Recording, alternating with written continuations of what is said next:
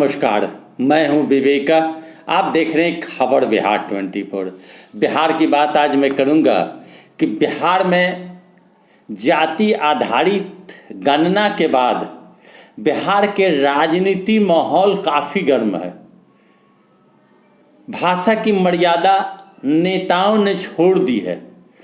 Bharatiya Janata party के नेतागण लालू प्रसाद यादव हों या नीतीश कुमार हों, उस पर जबरदस्त तरीके से हमलावर हैं। साथ ही साथ भाजपा के नेता अफवाह भी फैलाने में सबसे आगे हैं। तरह तरह की बातें कही जाती है। लालू प्रसाद यादव पर यह कहा गया कि वो राजनीति के कैंसर हैं। नीतीश कुमार पर आरोप लगाया जाता है कि दल में खटपट है। जाति आधारित गणना के बाद दल के लोग ही नाराज हैं जो राजद में जाना चाहते हैं।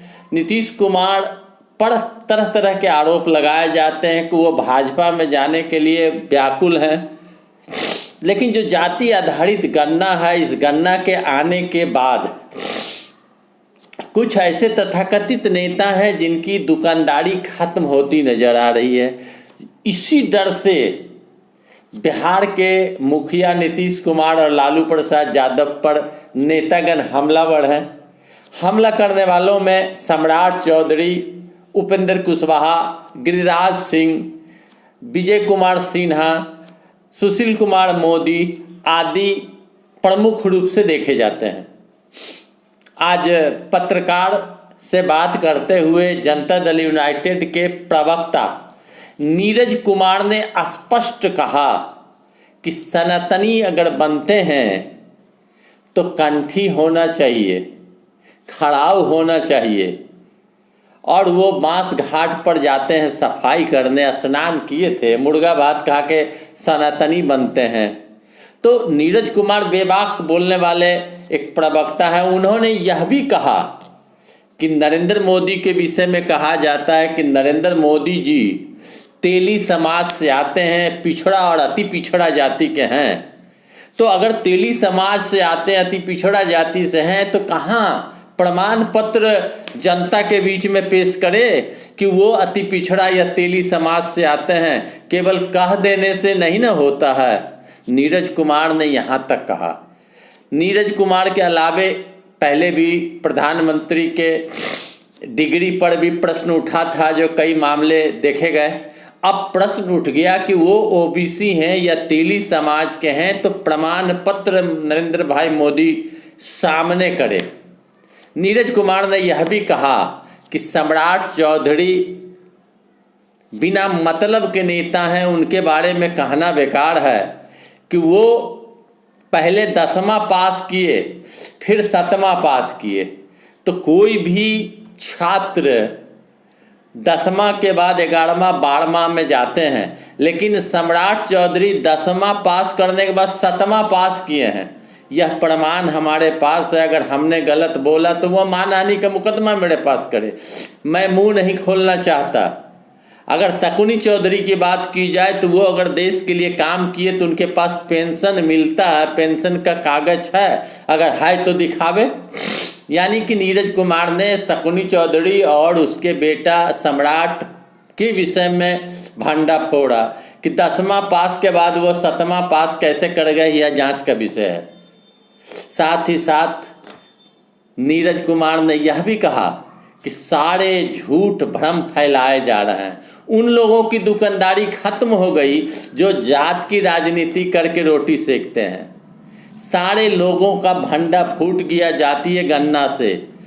नीतीश कुमार ऐतिहासिक पुरुष हैं जिन्होंने जाति गणना करा कर यह दिखा दिया कि इस जाति का कितना आबादी है और किस जाति की कितनी संख्या है। 24 के चुनाव में आके फरिया ले। नीरज कुमार ने स्पष्ट किया कि जाति गणना होने से बिहार के लोग खुश हैं। नीतीश कुमार ने दलितों पिछड़ों के लिए बहुत काम किया, जो जनता खुश है। इन लोगों के बकड़ बकड़ करने से, टप टप करने से जनता पर कोई असर पड़ने वाला नहीं है। जाति गणना होने से इन नेताओं की दुकानदारी खत्म हो गई। कौन जाति कितना है यह स्पष्ट गणना में हुआ।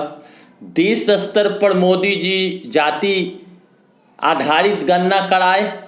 क्यों नहीं चिराग पासवान और उपेंद्र कुशवाहा या जीतन राम मांझी आवाज़ उठाते हैं, नरेंद्र भाई मोदी प्रधानमंत्री को कहते हैं कि पूरे देश में गणना करावे, जाति आधारित है हिम्मत तो गणना करावे, तब न पता चले कि पूरे देश में किसकी आबादी कितनी है।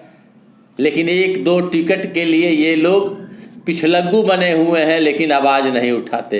टिकट नहीं मिलेगा, पेंशन तो मिल रहा है, पेंशन प्राप्त कर ही रहे हैं, तो कम से कम आवाज़ तो बुलंद करे कि देश स्तर पर जाति गणना होना चाहिए। हिम्मत है तो आवाज़ उठाए और गणना कराए। तो नीरज कुमार ने आज भारतीय जनता पार्टी के उन नेताओं का बकिया उधेड़ा जो लंबी लंबी बातें करते हैं और लंबे लंबे डिंग हाँकते हैं।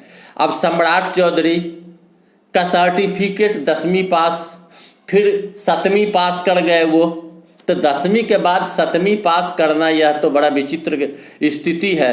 उन्होंने दावा किया है, अब इस पर सम्राट चौधरी जवाब दे। और उन्होंने नरेंद्र भाई मोदी पर भी दावा किया कि अगर वो ओबीसी हैं या अति पिछड़ा हैं और तेली हैं तो जाति सर्टिफिकेट सामने करे। प्रश्न जबरदस्त है। नीरज कुमार के इस प्रश्न का जवाब नरेंद्र भाई मोदी और सम्राट चौधरी दोनों को देना चाहिए। और तीसरा प्रश्न है जाति आधारित गणना पूरे देश का। तो क्या प्रधानमंत्री नरेंद्र मोदी देश के अंदर में जाति गणना कराएंगे? क्या वो कराकर देश में किसकी कितनी आबादी है या सामने जनता के सामने लाएंगे? यह बहुत बड़ा प्रश्न मैं आपके पास छोड़ कर जाता हूँ। 3 प्रश्न, तीनों आप कमेंट बॉक्स में लिखें जाकर और मांग करें कि ये तीनों प्रश्न का उत्तर क्या होगा। साथ ही साथ इस वीडियो को लाइक करें, चैनल सब्सक्राइब करें। धन्यवाद।